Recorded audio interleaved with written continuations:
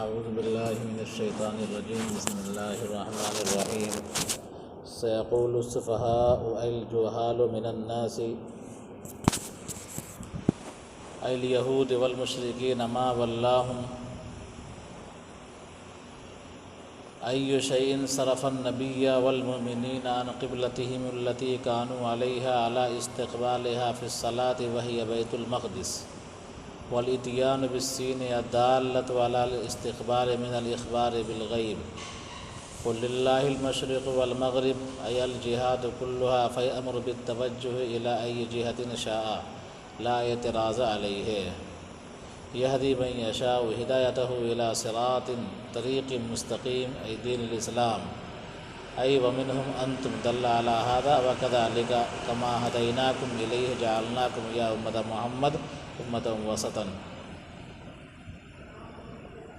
ان قریب کہیں گے لوگوں میں سے جاہل لوگ یا ان قریب کہیں گے بے وقوف لوگ۔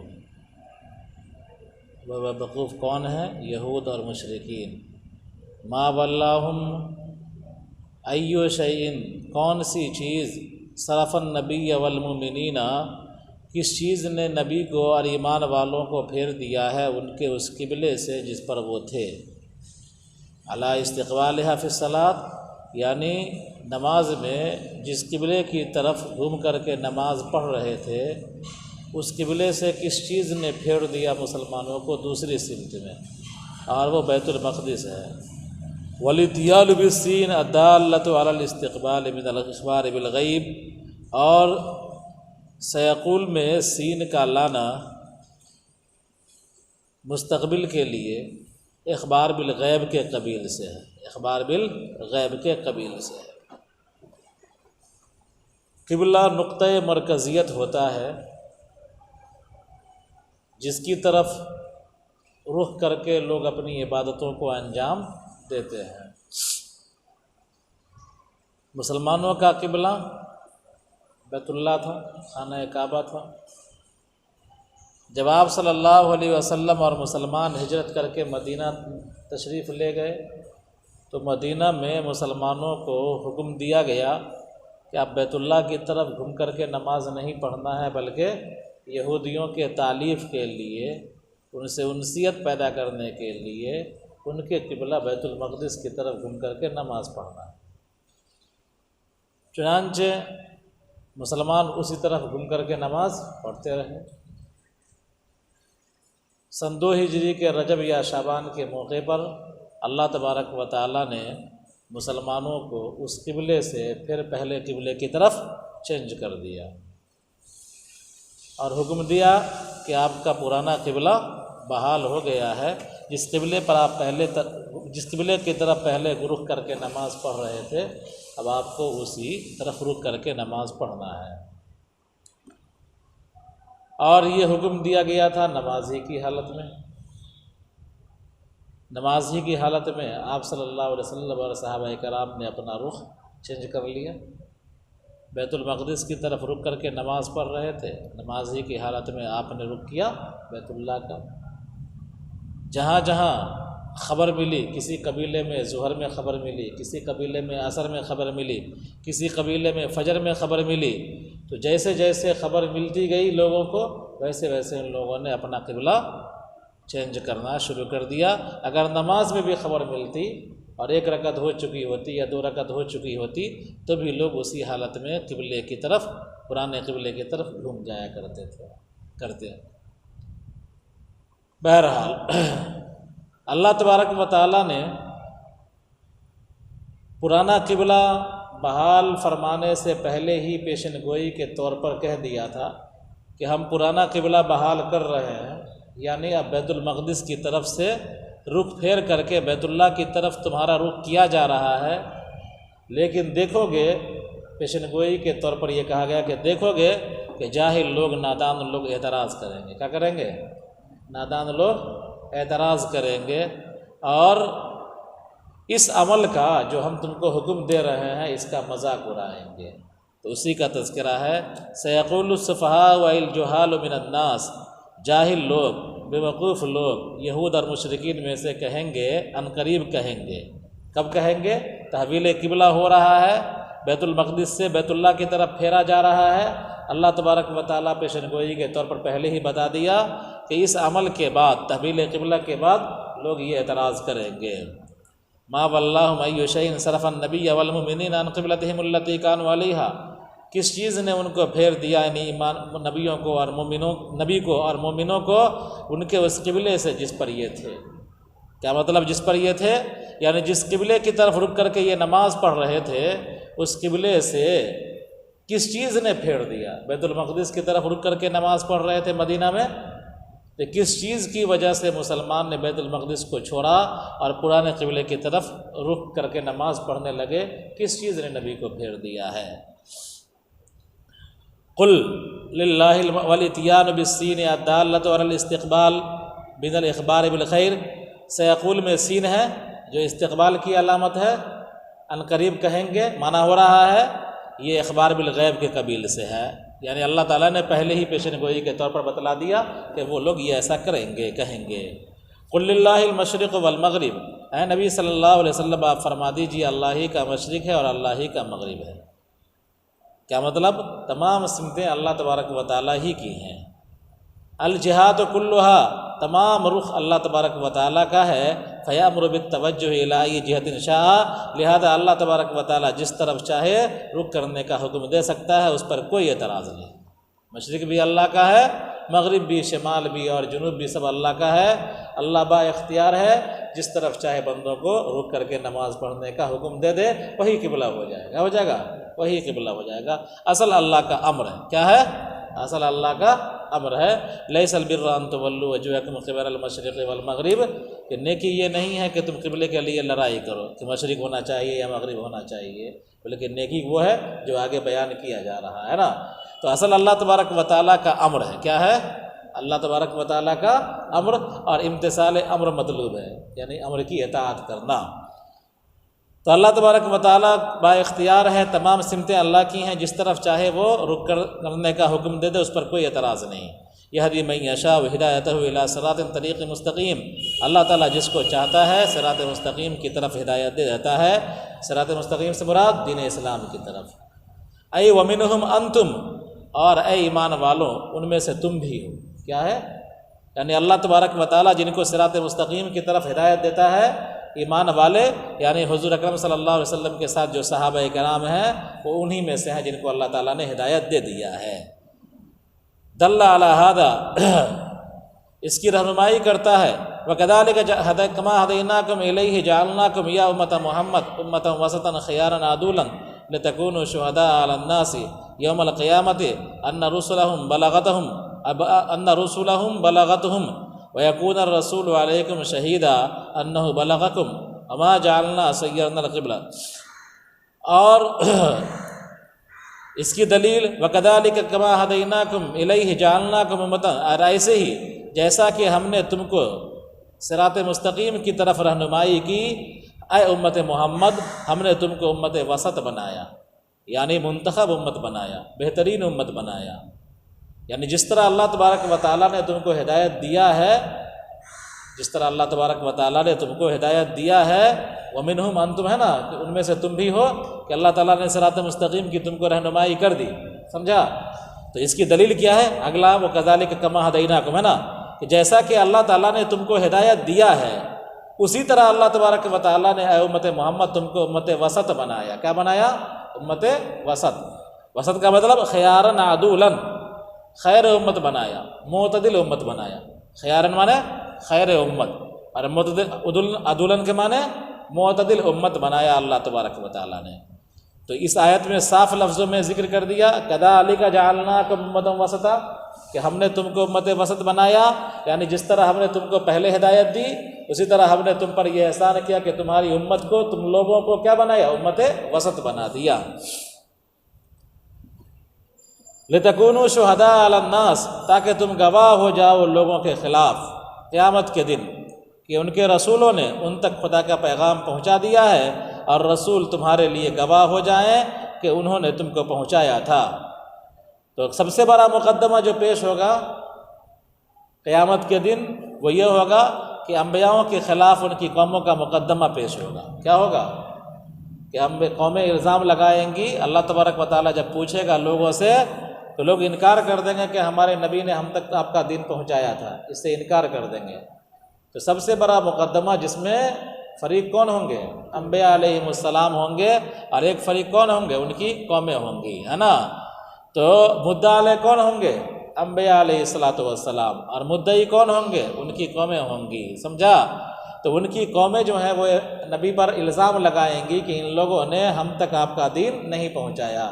تو اللہ تبارک و تعالیٰ ان نبیوں سے پوچھے گا، اور ان نبیوں کی سرکاری گواہ جو ہوں گے وہ امت محمدیہ علیہ صاحبہ الصلاۃ والسلام، کہ اللہ تبارک و تعالیٰ سے وہ نبی کہیں گے کہ ہاں ہم نے تیرے بندوں تک تیرا دین پہنچا دیا تھا۔ اللہ تبارک و تعالیٰ گواہی طلب کرے گا، گواہی میں امت محمدیہ سامنے آئے گی اور کہے گی کہ ہاں اے اللہ، ان لوگوں نے آپ کا دین آپ کے بندوں تک کما حق پہنچا دیا تھا۔ تو لوگ جرح کریں گے، ان کی قومیں جرح کریں گے کہ یہ تو ہمارے زمانے میں نہیں تھے، تو کیسے ان کو پتہ ہے کہ ہمارے نبی نے ہم تک ہمارا دین، خدا کا دین پہنچا دیا؟ تو اللہ تبارک و تعالیٰ پوچھے گا اس امت سے، تو یہ امت جواب دے گی کہ ہم کو صادق و مصدوق جناب نبی کریم صلی اللہ علیہ وسلم نے ان چیزوں کے بارے میں بتایا تھا، اور ہم آپ کی کہی ہوئی باتوں کو اپنی دیکھی ہوئی باتوں سے زیادہ سچا جانا کرتے تھے، مانا کرتے تھے۔ پھر اس کے بعد آپ صلی اللہ علیہ وسلم اس گواہی پر گواہی دیں گے کہ ہاں ہم نے قرآن میں آپ نے بتلایا، اور ہم نے امت کو یہ بتلایا کہ تمام نبیوں نے خدا کا دین خدا کے بندوں تک پہنچا دیا، ہے نا۔ تو رسول اس امت کے گواہی پر گواہی دیں گے، ہے نا، اور یہ امت گواہی دے گی انبیاؤں کے حق میں اور ان کی قوموں کے خلاف۔ تو یہی مقام ہے امت وسط کا۔ کیا ہے؟ یہی اعزاز ہے امت وسط ہونے کا، کہ اللہ تبارک و تعالیٰ نے اس کو منتخب امت بنایا ہے، خیر امت بنایا ہے، امت وسط بنایا ہے، معتدل امت بنایا ہے۔ اور جیسا کہ ہم نے تم کو ہدایت دیا صراط مستقیم کی طرف، اے امت محمد ہم نے تم کو امت وسط بنایا، یعنی بہترین امت، اور عدولاً عادل امت یعنی معتدل امت بنایا، لتکونوا شہداء علی الناس، تاکہ آپ لوگ گواہ ہو جاؤ لوگوں کے خلاف قیامت کے دن کہ ان کے رسولوں نے ان تک خدا کا پیغام پہنچا دیا، اور رسول تمہارے لیے گواہ ہو جائے انہ بلغکم، کہ اس نے تم کو پہنچا دیا، تم کو بتایا تھا۔ وما جعلنا القبلۃ التی کنت علیہا، اور نہیں بنایا ہم نے اس قبلے کو جس پر آپ تھے، یعنی بیت المقدس سے رخ پھیر کر کے آپ کے پرانے قبلے کو جو ہم نے بحال کیا، بیت المقدس کی طرف سے رخ پھیر کر کے 16-17 مہینے کے بعد جو ہم نے آپ کے پرانے قبلے کو بحال کیا، مکہ میں مسلمان بیت اللہ کی طرف گھوم کر کے نماز پڑھتے تھے، تو اللہ تعالیٰ فرما رہا ہے کہ 16-17 مہینے کے بعد جو ہم نے آپ کا رخ بیت المقدس سے پرانے قبلے کی طرف پھیر دیا ہے، یہ کیوں پھیرا ہے؟ اس میں حکمت کیا ہے؟ تاکہ ہم ظاہری طور پر جان لیں کہ کون نبی کے حکم کی تعمیل کرتا ہے۔ تو فرمایا وَكَذَلِكَ وَمَا جَعَلْنَا الْقِبْلَةَ الَّتِي كُنْتَ عَلَيْهَا، اور نہیں بنایا ہم نے اس قبلے کو، لکل آنا تیرے لیے ابھی، اس سمت کو جس پر آپ تھے، اولاً پہلے، اور وہ کعبہ ہے، اور نبی کریم صلی اللہ علیہ وسلم کعبے کے بیت المقدس کی طرف رک کر کے نبی کریم صلی اللہ علیہ وسلم کعبے کی طرف رک کر کے نماز پڑھ رہے تھے۔ جب آپ نے ہجرت کیا تو حکم دیا گیا بیت المقدس کی طرف رک کر کے نماز پڑھنے کا، یہود کی تالیف کے لیے، فصلی الیہ ستۃ او 17 شہرا، تو آپ صلی اللہ علیہ وسلم نے اس کی طرف 16 یا 17 مہینے رک کر کے نماز پڑھی، ثم حوّل، پھر بدل دیا گیا، ہے نا۔ تو یہ پرانا قبلہ، وما جعلنا القبلۃ التی کنت علیہا، کہ آپ کے پرانے قبلے کو، جو آپ کا پرانا قبلہ تھا، ہم نے جو دوبارہ بحال کیا ہے، وہ اس لیے الا لنعلم من یتبع الرسول، تاکہ ہم جان لیں ظاہری طور پر کون رسول کی اتباع کرتا ہے، یعنی کون رسول کی تصدیق کرتا ہے اور کون اپنے ایڑیوں کے بل لوٹ جاتا ہے نا۔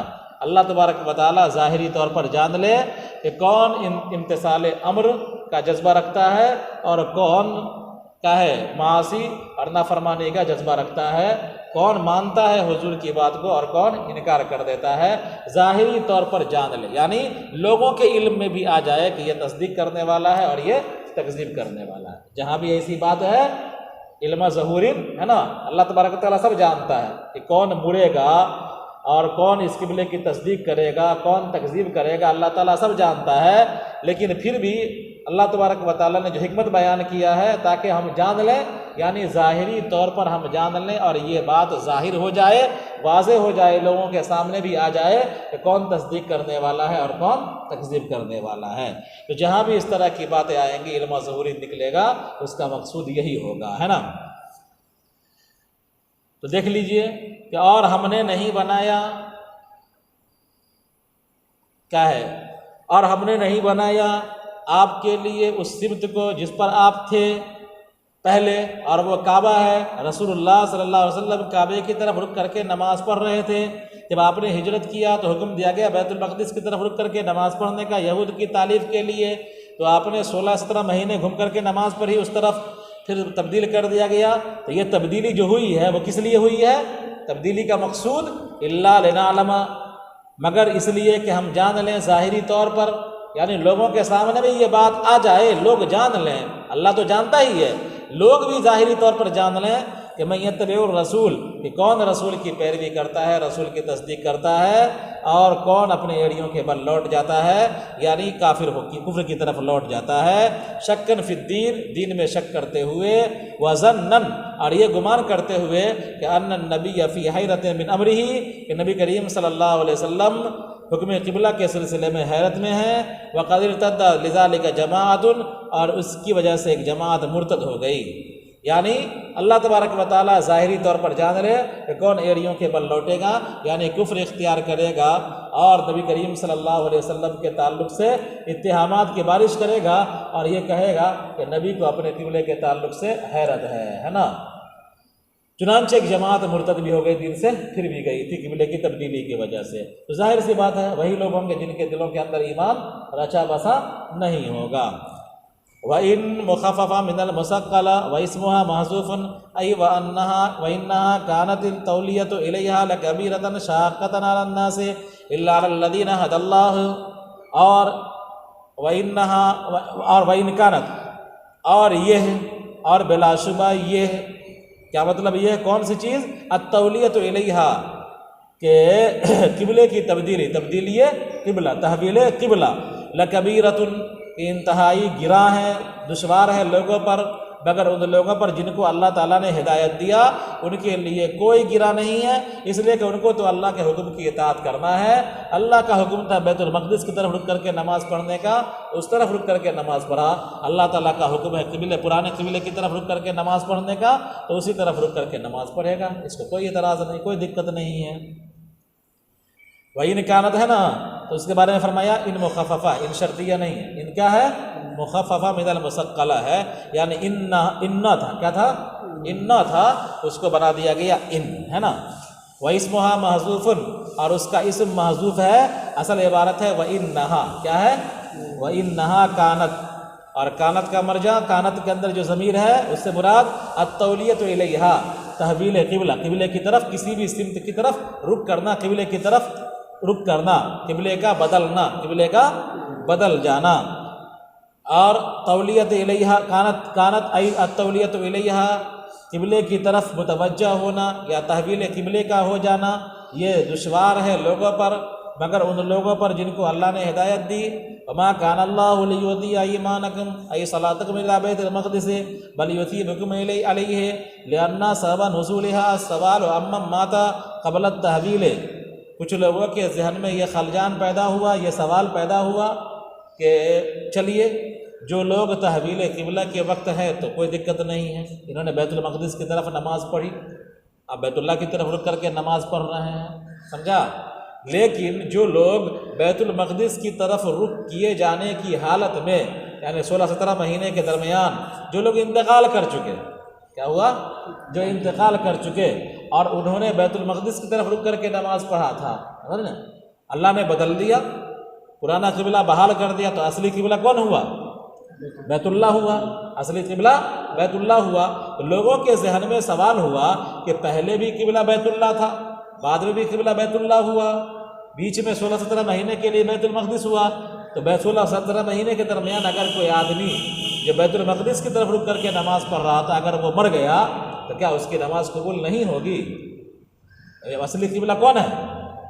بیت اللہ ہے، تو اس کی نماز ہو سکتا ہے کہیں قبول نہ ہو؟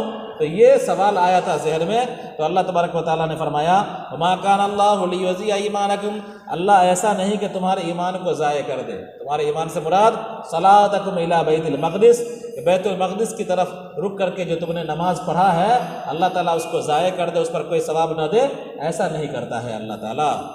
بل یثیبکم علیہ، بلکہ تم کو ثواب دے گا، بلکہ کیا کر دے گا؟ تم کو ثواب دے گا، بلکہ تم کو ثواب دے گا۔ لأن سبب نزولها السوال عمن مات قبل التحویل، اور اس لیے کہ اس کے نزول کا سبب سوال ہے ان لوگوں کے بارے میں جو مر چکے تھے تحویل قبلہ سے پہلے۔ ان اللہ بالناس المؤمنین لرؤوف الرحیم، بلا شبہ اللہ تبارک و تعالیٰ لوگوں پر، الف لام عہد کا ہے، لوگوں سے مراد ایمان والے، لوگوں سے مراد ایمان والے، بلا شبہ اللہ تبارک و تعالیٰ لوگوں پر یعنی ایمان والوں پر لرؤوف الرحیم، انتہائی مہربان اور رحم ہے، رحم والا ہے۔ فی عدم اضاعت اعمالہم، ان کے اعمال کو ضائع نہ کرنے کے سلسلے میں، یعنی اللہ تبارک و تعالیٰ لوگوں پر انتہائی مہربان اور شفیق ہے کہ لوگوں کے کسی بھی اچھے عمل کو ضائع نہیں کرتا بلکہ اللہ تعالیٰ ثواب دیتا ہے۔ والرافت و شدت الرحمہ، رافت اور رحمت، رافت کے معنی بھی رحمت کے اور رحم کے معنی بھی رحمت کے، دونوں میں فرق کیا ہے؟ تو کہتے ہیں والرافت و شدت الرحمہ، رافع کے اندر رحمت زیادہ ہوتی ہے، رحمت کا مادہ رافع کے اندر زیادہ ہوتا ہے، گویا کہ رحمت ہوا جنرل اور رافت ہوا مخصوص ہے نا، تو رافت کے اندر رحمت کا اور شفقت کا مادہ زیادہ ہوتا ہے بمقابلہ رحمت کے۔ اب سوال یہ پیدا ہوا کہ بھائی جب رافت کے اندر رحمت کا مادہ زیادہ ہے اور رحم کے اندر رحمت کا مادہ رافت کے مقابلے میں کم ہے، تو طریقہ یہ ہے کہ ادنا سے انسان اعلیٰ کی طرف جاتا ہے تو پہلے کیا استعمال ہونا چاہیے؟ رحمت، اور پھر اس کے بعد کیا ہونا چاہیے؟ رافت کا استعمال ہونا چاہیے، پہلے رحیم ہونا چاہیے پھر رؤوف ہونا چاہیے، ہے نا؟ تو اسی کے جواب میں فرمایا وَقُدِّمَ الْأَبْلَغُ لِلْفَاصِلَةِ، اور ابلغ کو مقدم کیا گیا فاصلے کی وجہ سے۔ کیا مطلب؟ رؤوف جو رحمت سے زیادہ بلیغ ہے، رحمت سے زیادہ بلیغ ہے، اس کے اندر شدت رحمت پایا جا رہا ہے، اس کو اس لیے مقدم کیا گیا فواصل کی رعایت کرتے ہوئے، سمجھا؟ جس طرح اشعار کے اندر آخری حرف جو آتا ہے وہ کیا ہوتا ہے؟ قافیہ ہوتا ہے نا، اس کی رعایت کی جاتی ہے، ایسے ہی قرآن کے اندر آیت کا جو آخری الفاظ ہے اس کو کیا کہلاتا ہے؟ فاصلے کے کیا ہے؟ فواصل کہتا ہے، کیا ہے؟ فواصل، سمجھا؟ تو فواصل کی رعایت کرتے ہوئے، جیسے کہ کیا ہے؟ پڑھ چکے ہو تناسب کی وجہ سے منصرف کو غیر منصرف پڑھا جا سکتا ہے، سلاسلن و اغلالا، سلاسلن و اغلالا، تو اغلالن آ رہا ہے آگے تو اغلالن منصرف ہے تو سلاسلن بھی پڑھا گیا۔ تو جس طرح وہاں تناسب کی رعایت کی گئی، اس طرح ہر آیت میں فواصل کی بھی رعایت ہوتی ہے، یہ بلاغت ہے، یعنی آیت کے اندر پہلی آیت میں جو آخری الفاظ جس ٹائپ کا ہے اسی ٹائپ کے الفاظ دوسری آیت کے اندر بھی ہو جائے، یہ کہلاتا ہے فواصل کی رعایت۔ جیسے کہ مثال کے طور پر اوپر کی جو آیت ہے اس میں ہے کیا ہے؟ الی صراط مستقیم، کیا ہے؟ اوپر کی آیت میں الی صراط مستقیم ہے نا، اب نیچے آیا رؤوف الرحیم، تو وہاں مستقیم نیچے رحیم، دونوں میں کچھ نہ کچھ تناسب ہوا نا، مناسبت ہوئی نا۔ اگر رحیم پہلے ہو جاتا اور رؤوف بعد میں ہوتا تو ہوتا الی صراط مستقیم، اور نیچے ہوتا رحیم رؤوف، تو دونوں کے اندر فواصل کی رعایت نہیں ہوتی۔ تو فواصل کی رعایت کرتے ہوئے جس طرح اشعار میں قافیہ کی رعایت کی جاتی ہے، اسی طرح آیات کلام الہی میں فواصل کی رعایت کی جاتی ہے۔ تو اوپر والی آیت جو ہے مستقیم ہے، اس میں تو اسی کے تناسب سے، اسی کی مناسبت سے کیا ہے؟ رحیم کو بعد میں ذکر کر دیا گیا تاکہ اوپر والی آیت سے جوڑ ہو جائے، کیا ہو جائے؟ جوڑ ہو جائے۔ آگے دیکھو قد نرى تقلب وجهك في السماء